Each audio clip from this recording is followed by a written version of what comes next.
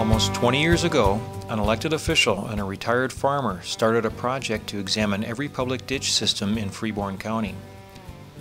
That's 350 miles of open ditches, which drain the rich soil of the area, making it farmable. By the end of this year, every mile of ditch will have a strip of grass at least 16.5 feet wide along both sides. That strip of grass filters all the rainwater and snow melting off the farm fields.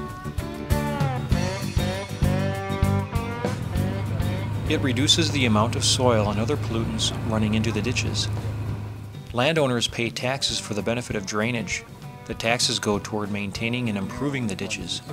There's a process called redetermination of benefits that refigures the benefits and taxes paid of a ditch system. Under Minnesota law, this redetermination kicks in a requirement for a filter strip along the ditch bank that measures at least 16.5 feet wide. Freeborn County Auditor-Treasurer Dennis Distad started this process almost 20 years ago, relying on the expertise of retired farmer and county drainage inspector Phil Tennis. They will finish the last 4 ditch systems this year, the first county in the Minnesota River Basin to complete such a feat. Dennis Distad and Phil Tennis have refined their process over the years, emphasizing communication with landowners. They see the filter strips providing environmental and economic benefits. I've been very fortunate in Freeborn County in that we really haven't had any controversy. And after you do the first couple of ditches, the word spreads throughout the county as to what you're doing, why you're doing it, and the benefits of it.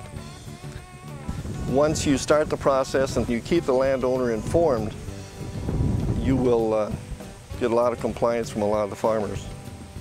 And for wildlife habitat too, we've seen, I think when we have been out here, we've seen an increase in wildlife, both in the fish, and we've also seen more deer and a few more pheasants. I don't think pheasants in southern Minnesota is the biggest crop, but I do think that the populations have better ground cover now. There's more of it there. And again, the thing we try to tell the landowner is that they still own the land.